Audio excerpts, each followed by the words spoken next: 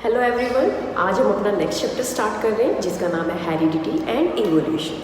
तो सबसे पहले हम जो हेरिडिटी वर्ड है इसको समझेंगे क्या होता है।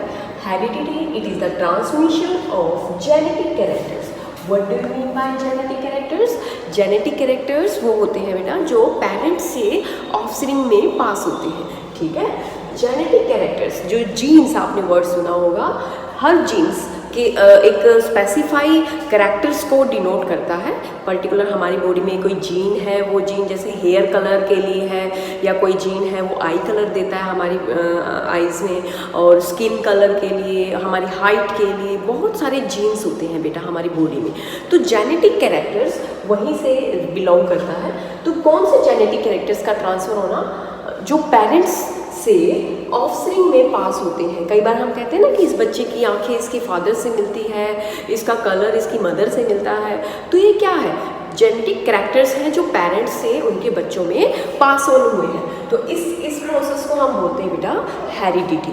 ओके, देन इसके बाद ये जो हेरिडिटरी इंफॉर्मेशन होती है जो पेरेंट्स से बच्चों में जाती है, ये कहाँ स्टोर होती है? ये प्रेजेंट होती है बेटा in the gametes of the parents. Gametes होते हैं ना, लोअर क्लासेस में आपने पढ़ा है, मेल गैमीट्स होते हैं, फीमेल गैमीट्स होते हैं, दोनों की फ्यूज़न होती है, फर्टिलाइजेशन होती है, देन जाइगोट बनता है, और जाइगोट की डेवलपमेंट से फिर एक एम्ब्रियो बन के तैयार हो जाता है। फिर वो एम्ब्रियो फिर आगे जो वो नया ऑर्गेनिज्म बनेगा, उस ऑर्गेनिज्म में कुछ कैरेक्टरिस्टिक्स ऐसी होंगी जो उसके पेरेंट्स से मिलेंगी।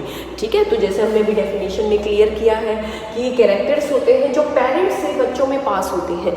ठीक है, और पेरेंट्स में वो चीज़ कहाँ प्रेजेंट होती है जो पास ऑन होती है? वो प्रेजेंट होती है बेटा उनकी गैमीट्स में। जैसे जो मेल में स्पर्म होता है, फीमेल में ओवम होता है, वहाँ पर ये इंफॉर्मेशन स्टोर होती है जो फिर आगे पास ऑन होती है उनके बच्चों में। ठीक है, तो गैमीट्स क्या है? एक जनरेशन से दूसरी जनरेशन में बीच में लिंक का काम कर रहे हैं। ठीक है, एक जनरेशन को दूसरी जनरेशन से जोड़ने का काम कर रहे हैं। ओके, देन इसके बाद आता है बेटा वेरिएशंस। और वेरिएशंस का मतलब होता है चेंजेस, कुछ डिफरेंसेस। हमने देखा कभी भी जो बच्चे होते हैं वो एग्जैक्टली सिमिलर नहीं होते अपने पेरेंट्स से। कुछ चीज़ें होती हैं जो उनके पेरेंट्स से उनके अंदर मिलती है, लेकिन कुछ चीज़ ऐसी होती है जो डिफरेंट भी होती है। तो यही बात यहाँ पर मैं कर रही हूँ, जो डिफरेंसेस आपको दिखाई देते हैं एक स्पीसीज़ के ऑर्गेनिज्म में। जैसे हम इतने सारे ह्यूमन बीइंग हैं, हम सभी में क्या है? डिफरेंसेस हैं। हम बिलोंग तो एक ही स्पीसीज से करते हैं, we all are human, but हम सब में क्या है? डिफरेंसेस हैं। ठीक है, तो ये जो डिफरेंसेस होते हैं बेटा, differences in the characters. Characters कैसे? हाइट में डिफरेंस है हम सबकी, कलर में, स्किन कलर में, हेयर कलर में, आई कलर में, सब में डिफरेंसेस है ना। तो जो differences in characters among the individuals of a species. अब जैसे मैंने यहाँ पर बात की आपसे कौन सी स्पीसीज की? ह्यूमन स्पीसीज की बात की। तो ह्यूमन, जितने भी ह्यूमन होंगे ह्यूमन स्पीसीज में, उनके अंदर क्या होंगे? कैरेक्टर्स वाइज वो डिफरेंट होंगे एक दूसरे से। तो ये डिफरेंसेस क्या कहलाए जाते हैं? वेरिएशंस कहलाए जाते हैं। ओके, जैसे एग्जांपल में हाइट हो गया, आप देखोगे कईयों की हाइट लंबी होती है, कोई छोटी हाइट के होते हैं, कोई मीडियम हाइट के होते हैं। अब दूसरा एग्जांपल जैसे ईयर लोब, जैसे हमारा ये कान है। ठीक है, कई बार ये नीचे वाला जो हिस्सा होता है ना, इसको हम बोलते हैं ईयर लोब। ये नीचे वाला हिस्सा हमारे स्किन के साथ अटैच होता है। तो कईयों के अंदर आप देखोगे ये ईयर लोब अटैच होती है, और कई ऑर्गेनिजम्स में आप देखोगे बेटा ये ईयर लोब फ्री होती है। जैसे मेरी ईयर लोब ये फ्री है क्योंकि ये अटैच नहीं है इसके साथ। ठीक है, तो ये फ्री ईयर लोब है। तो बहुत सारे डिफरेंसेस होते हैं बेटा। कलर में देख लो आप, स्किन कलर में डिफरेंसेस आपको मिलेगा। तो ये सब क्या है? वेरिएशंस है। ये वेरिएशंस कैसे प्रोड्यूस होती है? ये वेरिएशन प्रोड्यूस होती है बेटा ड्यूरिंग द सेक्सुअल रिप्रोडक्शन। आपने रिप्रोडक्शन चैप्टर पढ़ा है ना, उसकी हमने इंपॉर्टेंस में पढ़ा था कि सेक्सुअल रिप्रोडक्शन कॉजेज वेरिएशंस। ये वेरिएशंस ही हेल्प करती है उस ऑर्गेनिज्म को सराउंडिंग में सर्वाइव करने के लिए, क्योंकि हमारी जो सराउंडिंग है बेटा ये चेंज होती रहती है। अब हमारी सराउंडिंग चेंज हो रही है, लेकिन हमारे अंदर अगर कोई चेंज नहीं आता तो हम उस चेंजिंग एनवायरनमेंट में सर्वाइव नहीं कर पाएंगे। हमारी बॉडी में वेरिएशंस का होना बहुत ज़रूरी है ताकि जो एनवायरनमेंट वेरी कर रहा है उसके अकॉर्डिंग हम ढल पाएँ।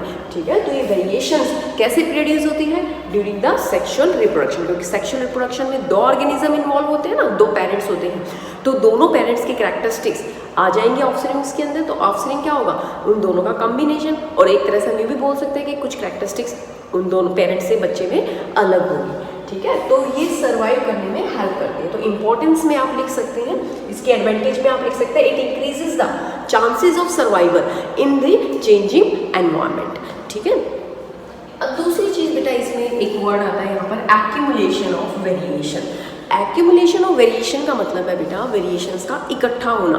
ये वेरिएशन इकट्ठी कैसे होती है? जैसे एक जनरेशन प्रोड्यूस करती है अपनी नेक्स्ट जनरेशन को, तो ये जो नेक्स्ट जनरेशन आई है ये अपनी पहले वाली जनरेशन से थोड़ी अलग होगी। ठीक है, कुछ कैरेक्टरिस्टिक्स इसके अपने पेरेंट्स से मिलेंगे और कुछ कैरेक्टरिस्टिक्स में ये क्या होंगी, डिफरेंट होंगे। ठीक है, अब ये जनरेशन अपनी आगे नेक्स्ट जनरेशन प्रोड्यूस करेगी। ठीक है, ये फर्स्ट से सेकंड हुई, सेकंड से थर्ड जनरेशन प्रोड्यूस हुई, थर्ड से फोर्थ। अब जो थर्ड जनरेशन आई, अब इसमें सेकंड जनरेशन के कंपैरिजन में क्या होंगे, कुछ वेरिएशंस होंगे। ठीक है, थर्ड से फोर्थ जनरेशन होगी, फोर्थ जनरेशन में और ज़्यादा वेरिएशंस होंगे। अभी फोर्थ जनरेशन है और एक फर्स्ट जनरेशन है, तो हम देखेंगे ना फर्स्ट जनरेशन के कंपैरिजन में फोर्थ जनरेशन के अंदर वेरिएशंस बहुत ज़्यादा आई है। क्यों? क्योंकि वो एक्यूमुलेट होती चली गई, जनरेशन टू जनरेशन वो वेरिएशंस, वो डिफरेंसेस इकट्ठे होते चले गए और लास्ट में जो ऑर्गेनिज्म है लास्ट जनरेशन का, वो ज़्यादा उसके अंदर सर्वाइवल कैपेसिटी होगी इस एनवायरनमेंट के अंदर। जैसे आपको मैं एग्जांपल बताऊं, हमारे पास मान लो यहाँ पर बैक्टीरिया है, बहुत सारे बैक्टीरिया है, ये यहाँ कोल्ड वाटर के अंदर रह गए। ठीक है, वैसे तो वाटर के अंदर बैक्टीरियाज होते हैं बहुत ज़्यादा, तो ये बैक्टीरिया है जो कोल्ड वाटर के अंदर सर्वाइव कर रहे हैं। अब धीरे धीरे हम सोच लेते हैं कि ह्यूमन एक्टिविटी की वजह से, क्योंकि ह्यूमन क्या करता है, वेस्ट मटेरियल को पानी के अंदर डाल देता है, या इंडस्ट्रीज होती हैं वो अपना वेस्ट वाटर पानी के अंदर छोड़ देती हैं। तो धीरे धीरे हम सोच लेते हैं कि इस रिवर का पानी धीरे धीरे क्या हो गया, वार्म हो गया। ठीक है, पहले कोल्ड वाटर था, अब धीरे धीरे ये क्या हो गया, गर्म हो गया। अब जैसे ही ये पानी गर्म हो गया, तो कुछ बैक्टीरिया लाइक यहाँ पर हमने ले ली 20 बैक्टीरिया से। ठीक है, 20 में से ऑलमोस्ट 15 बैक्टीरिया तो मर जाएंगे। क्यों? क्योंकि वो सिर्फ कोल्ड वाटर में सर्वाइव करने की ही कैपेसिटी रखते थे। अब उनके अंदर कोई वेरिएशंस नहीं हुई, जिस वजह से वो कोल्ड वाटर में मर गए। और लेकिन जो बचे हुए 5 बैक्टीरिया थे ना, ये 5 बैक्टीरिया इस वार्म वाटर, जो कोल्ड वाटर था वो जब वार्म वाटर में कन्वर्ट हुआ, जब वार्म वाटर हुआ, तो वो 5 बैक्टीरिया अभी सर्वाइव किए हुए हैं। क्यों सर्वाइव किए हुए हैं? क्योंकि इन्होंने अपने आप को अपनी सराउंडिंग के अकॉर्डिंग ढाल लिया। कैसे ढाल लिया? अपने आप को चेंज करके ढाल लिया। ठीक है, अभी जो इनके अंदर वेरिएशंस हुए हैं वो भी बहुत ही स्मॉल स्केल पे हुई है, लेकिन जब ये 5 बैक्टीरिया आगे अपनी जनरेशन जब प्रोड्यूस करेंगे, इनसे जब नए बैक्टीरिया प्रोड्यूस होंगे बेटा, उनके अंदर भी वार्म वाटर के अंदर रहने की कैपेसिटी होगी। ठीक है, सर्वाइव कर सकेंगे। लेकिन अब ये वाली जनरेशन अपनी पहले वाली जनरेशन के कंपैरिजन में ज़्यादा स्ट्रॉन्ग होगी। ठीक है, ये ज़्यादा इसमें सर्वाइव करने के चांसेस इसके अंदर ज़्यादा होंगे। अब इससे आगे और जनरेशन प्रोड्यूस होगी, अब नेक्स्ट जनरेशन में भी वो वेरिएशंस क्या हो जाएंगी, पास ऑन होती जाएंगी, और उन वेरिएशंस का एक्यूमुलेशन होता चला जाएगा, यानी कि वो वेरिएशन इकट्ठी होती जा रही है। और लास्ट में जो बैक्टीरिया प्रोड्यूस हो रहे हैं, जो भी लास्ट जनरेशन होगी, तो वो बैक्टीरिया अब हाई टेम्परेचर पे, जो वार्म वाटर है, चाहे ये पानी कितना भी गर्म हो जाए, हाई टेम्परेचर पर सर्वाइव करने की चांसेस रखेंगे। ठीक है, तो वेरिएशंस बहुत ज़्यादा ज़रूरी होती है to survive in the changing environment. जो ऑर्गेनिज्म एसेक्सुअली प्रोड्यूस करते हैं उनमें बेटा वेरिएशंस बहुत ही कम होती है, या you can say no variation will takes place, क्योंकि एसेक्सुअल रिप्रोडक्शन में बेटा एक ही पेरेंट इन्वॉल्व होता है, तो there is no chances of variations. Okay, अब कुछ हम टर्म्स पढ़ लेते हैं इस चैप्टर के अंदर। जो टर्म्स हम पढ़ने वाले हैं वो होंगे बेटा सबसे पहले क्रोमोसोम्स। ठीक है, क्रोमोसोम्स क्या होते हैं? जो सेल के न्यूक्लियस के अंदर आपने थ्रेड लाइक स्ट्रक्चर पढ़ा है, क्रोमेटिन होता है जो सेल डिवीजन के दौरान क्रोमोसोम में कन्वर्ट हो जाता है। तो ये क्रोमोसोम थ्रेड लाइक स्ट्रक्चर होते हैं in the nucleus of cell. ठीक है, विच कैरीज द जीन्स, जो जीन्स को अपने ऊपर कैरी किए हुए होते हैं। मैंने भी अब आपको बताया, जीन्स होते हैं हमारी बॉडी में, अलग अलग करैक्टर के लिए अलग अलग जीन्स होते हैं। ठीक है, तो ये जीन्स कहाँ प्रेजेंट होते हैं? क्रोमोसोम के ऊपर होते हैं। अब ये जीन्स क्या होते हैं? It is the hereditary unit of DNA.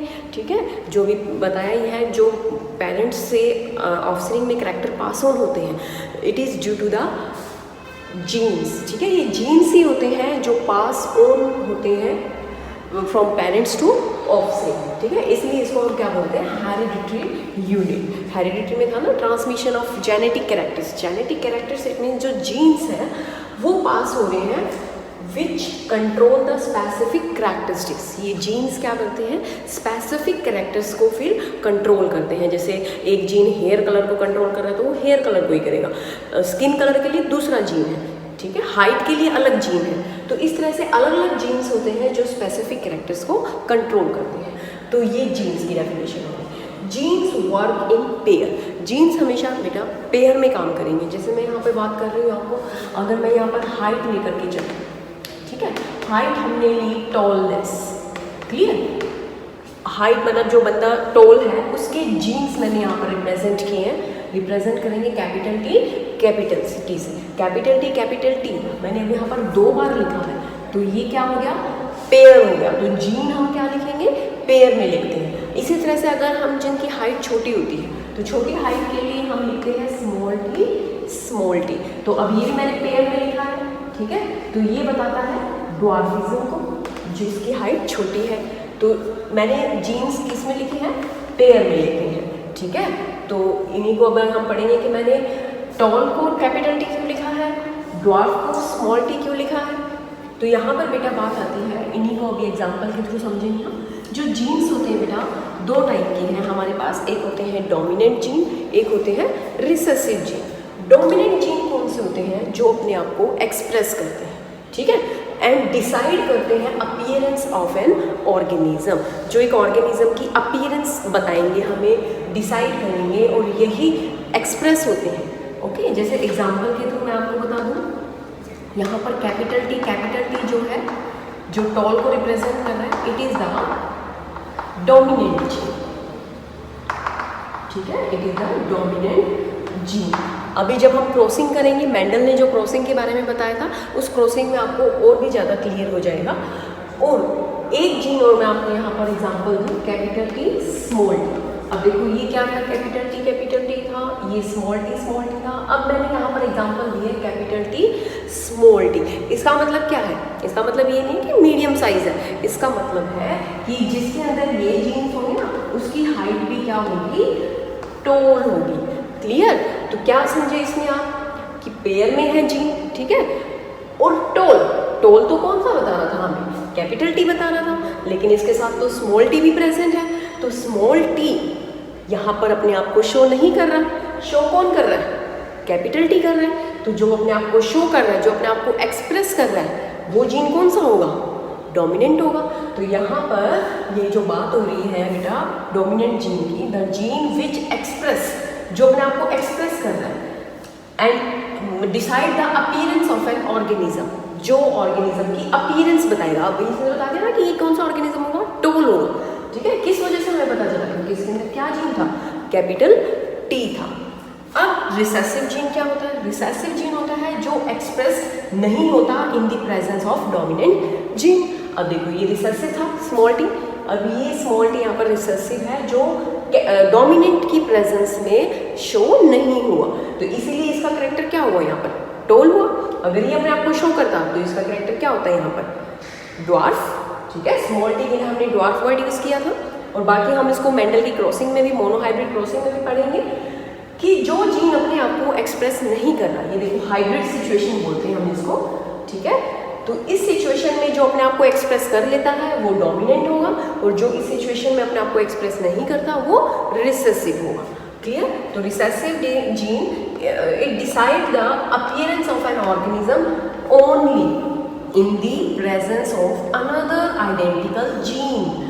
कभी अपीयरेंस बताएगा जब इसके साथ इसके जैसा ही जीन प्रेजेंट होगा। जैसे ये देखो मैंने बताया था आपको स्मॉल टी, जब इसके साथ, जब जो दोनों जीन आइडेंटिकल होंगे तब ये बताएगा किसके बारे में, ड्वार्फिज्म के बारे में, ड्वार्फनेस के बारे में। जो कि हाइट जो छोटी होती है उनको बोलते हैं ड्वार्फ, क्लियर। तो जो इस सिचुएशन में अपने आप को एक्सप्रेस करेगा वो डोमिनेंट होगा, और रिसेसिव अपने आप को एक्सप्रेस करेगा जब ये अपने जैसे आइडेंटिकल एलील के साथ प्रेजेंट होगा, क्लियर। इतना ये हो गया बेटा जीन के 2 type, dominant and recessive gene. Next जो टर्म है बेटा वो है जीनोटाइप। जीनोटाइप क्या होता है? It is the description of genes present in an organism, या हम बोल सकते हैं genetic constitution of an organism. जितने भी जो जीन्स होती हैं बेटा उनको कैसे हम रिप्रेजेंट करते हैं, वो जीनोटाइप होते हैं। जैसे कैपिटल टी है, ये यहाँ पर टॉल, जैसे हम इसको रिप्रेजेंट करते हैं किसके लिए, जब हम हाइट होती है टोल, ठीक है। तो टोल के लिए क्या जीनोटाइप हो गई? Capital T and capital T small T. तो ये दोनों जीनोटाइप किसको रिप्रेजेंट कर रहे हैं? टॉल कैरेक्टर को, ओके। तो ये हो गए जीनोटाइप। और जो ड्वार्फ, जो स्मॉल हाइट को रिप्रेजेंट कर रहा है, ठीक है, उसको हम क्या बोलेंगे? उसको कैसे रिप्रेजेंट करेंगे? स्मॉल टी से। तो यहाँ पर कैपिटल टी स्मॉल टी, ये क्या है? जीनोटाइप्स है, ठीक है। जो क्या बता रहे हैं? जीन्स की डिस्क्रिप्शन बता रहे हैं। जीन्स जो हम यहाँ पर बात कर रहे हैं हाइट को रिप्रेजेंट कर रहा है, जो जीन उसकी डिस्क्रिप्शन बता रहे हैं, ठीक है। तो different form of same gene, जैसे कि हाइट, तो ये है तो सारे एक ही जीन, ठीक है। जीन जो हाइट को रिप्रेजेंट कर रहा है, हाइट को रिप्रेजेंट करने वाले जीन्स की डिफरेंट फॉर्म्स हैं ये, ओके। ये होगी हमारे जीनोटाइप। देन होता है फिनोटाइप। फिनोटाइप में क्या होता है? द कैरेक्टर्स, या कैरेक्टर्स को हम ट्रेट्स भी बोलते हैं, क्योंकि यहाँ इस चैप्टर में जो भी कैरेक्टर्स की बात हो रही है बेटा, ये जेनेटिक कैरेक्टर्स की बात हो रही है। आप बोल सकते हैं हेरिडिटरी कैरेक्टर्स की बात हो रही है, जो पास ऑन होते हैं। तो ट्रेट्स बोल दो या जेनेटिक कैरेक्टर्स बोल दो, which is visible in an organism, जो एक ऑर्गेनिज्म में आपको दिखाई देते हैं, उनको हम बोलते हैं फिनोटाइप। जैसे कि टॉल, ड्वार्फ, आप किसी भी ऑर्गेनिज्म को देख करके बता सकते हैं ये टॉल है, ये ड्वार्फ है, ये मीडियम है। तो जो देखने से पता चल रही है जो कैरेक्टरिस्टिक्स, उनको हम बोलते हैं फिनोटाइप। ये होते हैं जीनोटाइप, जो जीन्स की फॉर्म में हम रिप्रेजेंट कर रहे हैं। और जो फिजिकल फॉर्म होती है, जो बाहर से देखने से पता चल जाता है, तो वो होते हैं बेटा फिनोटाइप, ओके। क्योंकि जीनोटाइप विजिबल नहीं होते, इसीलिए it is not the visible character. Visible कौन होगा? Phenotype, okay. देन आता है बेटा फीलियल जनरेशन, या फिर हम इसको बोल सकते हैं F1 जनरेशन। F1 जनरेशन क्या होती है? जब दो पेरेंट्स को हम क्रॉस कराते हैं और जो प्रोजेनीज हमें मिलती है वो F1 जनरेशन होती है। लेकिन लाइक हमारे पास दो पेरेंट्स हैं, ठीक है, मदर फादर, ठीक है, इनकी क्रॉसिंग हुई, इनसे जो चिल्ड्रन प्रोड्यूस होंगे बेटा, they are known as F1 generation, ठीक है। तो F1 जनरेशन क्या है? When two parents cross and produce progeny, जो ये प्रोजेनी प्रोड्यूस हुई है, it is the F1 generation. Then F2 generation होता है when the F1 progeny cross among themselves to produce second generation progeny. अभी F1 generation है, इनसे अब आगे जो जनरेशन प्रोड्यूस होगी, इनसे अब आगे जो चिल्ड्रन प्रोड्यूस होंगे बेटा, वो चिल्ड्रंस किस में आएंगे? F2 जनरेशन में आएंगे। जैसे इस केस में अगर हम देखें मदर एंड फादर है ये, और जो F2 जनरेशन में जो चिल्ड्रन है वो इनके ग्रैंडसन एंड ग्रैंड डॉटर होंगे। तो ये grand father and grand daughter हो गई, और ये ग्रैंड सन और ग्रैंड डॉटर हो जाएंगे, ठीक है। तो ये हो गया F2 जनरेशन।